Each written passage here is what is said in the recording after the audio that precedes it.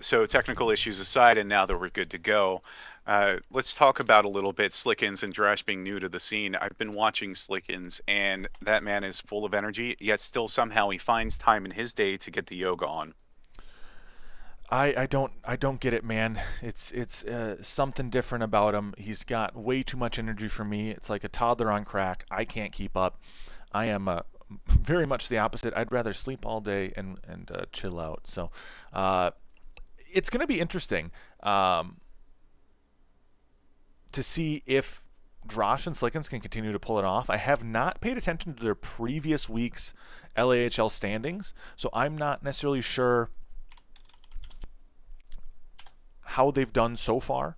But I kind of made the bold prediction at the beginning of the year that either they were going to feast or famine. They were going to either come into this season being newcomers and they were going to throw things at the wall. But I kind of am surprised. I mean, it's a beautiful thing to see the new people coming in and throwing their ideas and seeing what sticks. Me being one of those new people, and my ideas not sticking so far, but the learning process has been enjoyable. Legion is a game that has so much potential, right, for things to get crazy in both a good or bad way. New ideas, new build styles, new pushing methods can all come in and showcase and be pretty spectacular because of the potential in the game, right? There's so much potential here with any tower defense game, but with the player versus player aspect, right? So we see triple cartel in this game, Mod Abuse going double cartel, Drosh going greed again, and Slickens going cartel again. Makes sense in my opinion. Drosh, Slickens, stick to your game plan, do what worked last time. Penny, Julian, switch it up. You kind of got stomped last game. Go back to what worked in the first series, right? Go back to more of a scaling starve comp that you were able to win with and kind of go from there.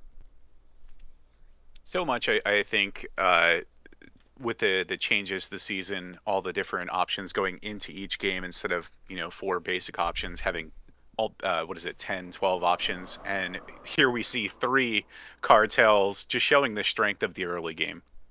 Well, and I think that's the beauty of this new season, right? You have so much variety in potential for different build patterns, different pushing styles to work because you have these new mastermind options to push off of it, right?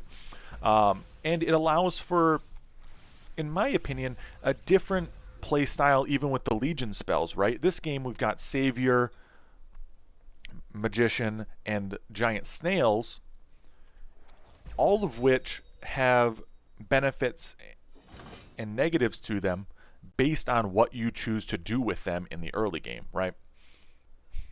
With your role, I should say, and then jumping into the spells then in the mid to late. Sure, I mean, Savior is kind of an unfortunate reactive one the majority of the time. If you're in the position I feel like that you need Savior, it's probably a little bit too late, especially with things going semi-offensive with the snail or even the magician as options. I'd wager this, and I know you're a little newer to the game, so think of Savior like this. If you still have 100% King health, it's a free taxed allowance, being that you get 90 gold, prior to the taxed allowance coming in after wave start on 11. So it can be just a gold sink as well, right? So kind of look at it like that too. It can be played as a comeback mechanic, or it can be played as a gold gain, similar to allowance, a little bit less obviously, but similar in scope. You see Drosh with the six workers already on going into wave three. Just income sends from everyone so far too. So it looks like we're going to look for a little bit more scaling this game. Fire Elemental in most games allows for pretty good scaling just because it doesn't have much weakness in the first 7 or 8 waves, right? You could maybe argue 5 and 6 can be a little bit scary, but so long as you protect the Fire Elemental early, there isn't much you need to worry about. It does good damage in both Pierce and Magical, and can wipe out most of the first 5 waves on its own, so long as you have Tank Line. So I think the 6 worker makes a lot of sense, even just getting a single 20 send so far. We do see big sends, big quote unquote, being a Fiend and a DT, but large in terms of income sends, showcasing that there was a little bit of saving here out of Slickens to try to force some things here. I don't Can you believe. help me understand the angler in front of the Sov there, or the So Holy Avenger? I think the inevitable idea is that you want the Sovereign in the back when you place a Grarl in the center. And right now, if with the way he places the Eternal Wanderer should take more aggro of the Angler. It's a little bit of an interesting setup, but I think that was the idea behind it. Is it working? I would argue no. But I think that's the idea. Mid to late game, you're going to want that Sov to stay alive, and I think that's kind of the rationale behind the setup. So we're not preparing the Angler, we're preparing the Sov. I believe so. You're using the Angler as a stack sink and a slow burn, right? You're using it as a, okay, I might get it by 10 with a 75 stack and I'd be happy, rather than a, I need it 100 stack by wave 6 or I'm dead. So, interesting here to see Drosh going for the Brute into the double Windhawk Tempest setup. You do see the Veteran, so Julian's not extremely strong here, but it's I think a little bit interesting how he's going to go about this. You do see the split now added, so that should allow the Angler to not get aggroed as early, which I think is more of the idea, right? It's still taking too much aggro in my opinion to survive.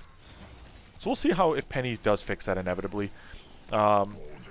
The Brute, though, is wreaking some havoc, though I don't know if Julian's going to leak enough for the Brute to have really been worth it. We do see here 3-4 creeps and the Brute getting through. We do see that, but the Sov just fully ramped up, having almost full bonks ready to go. I don't see it doing any king damage or anything noticeable after that. Just a little bit of income over to their opponents. Yeah, the amount of gold that Drosh and Slickens are gaining is in the teens, right? So it's 13 and 13 gold apiece. It was something, right? But I don't know if it was worth the Brute in that situation. Small leak, you know, it's a leak nonetheless. 56%. It's not in the red, so if I'm Julian, I'm probably not worried too much. He did push another worker off of that, showcasing that he wasn't really worried about it himself. We are looking at the 8/8 workers for Penny and Julian, as well as a metric buttload of Mythium being saved up, 180 and 150 across those two. They have to send here, correct? Or am I wrong? Are they waiting for 9? It kind of depends. If you look at Julian and Penny's builds, Penny's weakest wave is honestly wave 8. If they feel pressured after a no send on wave 7, I could see potentially a wave 8 send out of them. They do go for the wave 7 sends, though. A Ogre coming out. And I'd assume probably a Mimic out of Penny. That would probably make the most sense. But we'll kind of see. A Mimic would be really fun to see. Just against the small-ish, like not spam that Drash has, but the small-ish units that he has.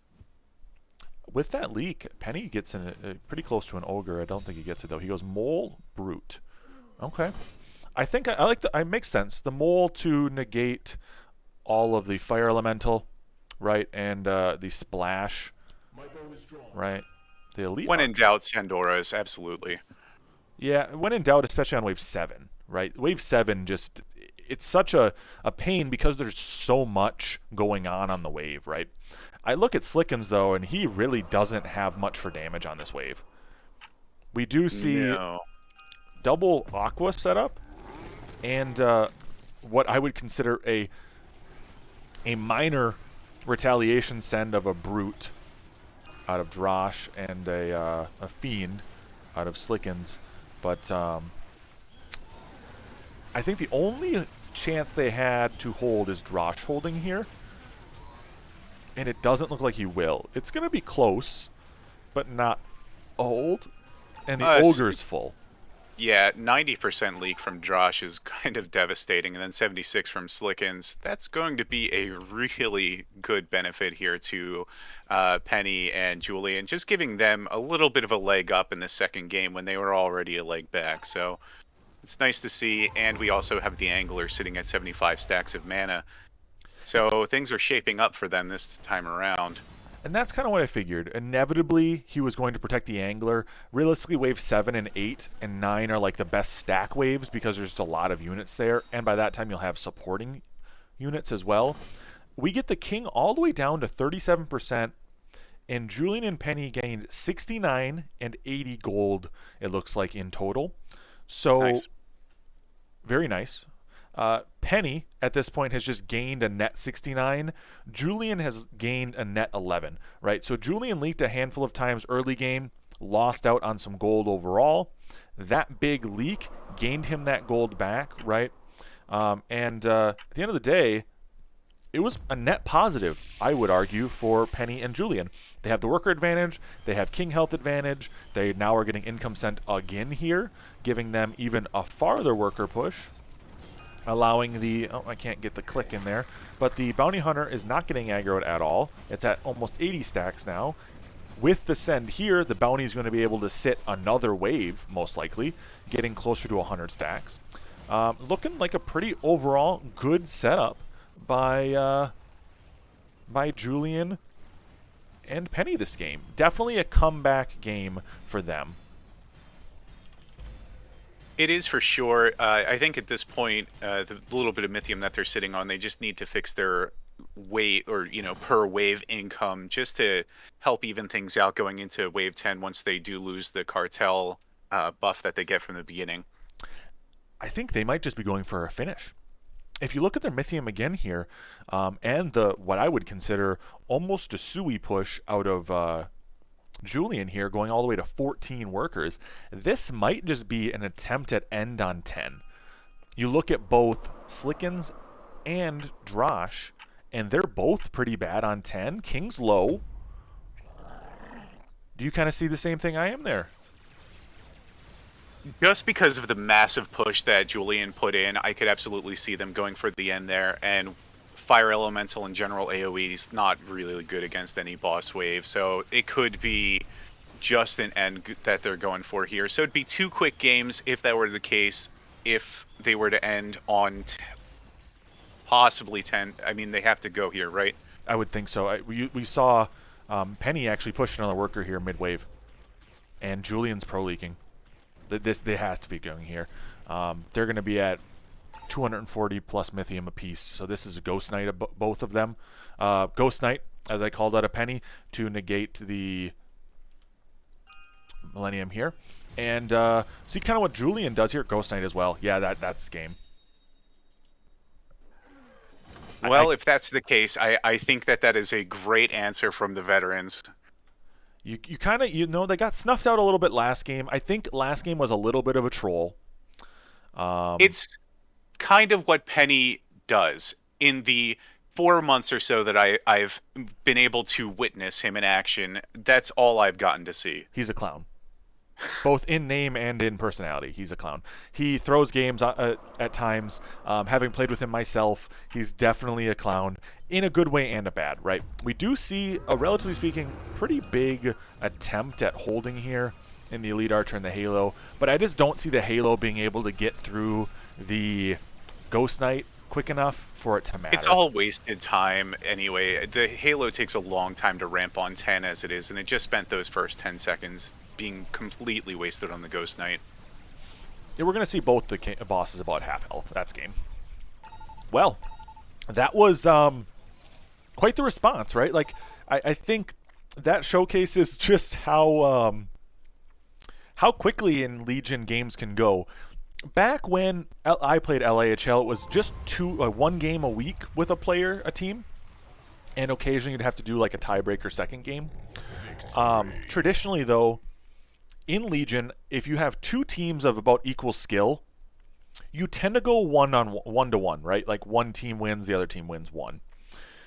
Just because in most situations, it's going to be minute things that are going to be the deciding factor, right? Little bits of RNG here or there to show, you know, why one team or the other one are lost. But I think it was a great job there by Mata Busen and the veterans to come back in that one and take it to game 3. Let's see if we can get the reverse sweep going again, playing with their food a little bit too much maybe.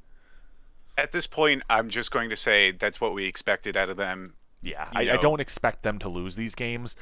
They were second seed, I believe, overall, if my memory serves. And at the end of the day, I think that's where they should be, right? Should be at the top. still, I don't want to take it away from Drash and Slickens here. I expect to see a lot out of them, and Slickens, just from physically watching him, does not seem like he gives up. No, I think this will not be a game they go down easily. We got a Mexican standoff right now. You were in Slicken's spot. A little bit scary there. I was a little I'll nervous. He play. was gonna. Throw me in, coach. I was a little nervous there. A little nervous, but it works out. I don't think Drosh is going to want you on his team over Slickens. No offense. It's just because we haven't built up the rapport yet. Yes, that's exactly why. That's exactly why. Nothing to do with the skill gap or game played gap or anything. It's just the rapport. Just the rapport. I am ready when you are, my man.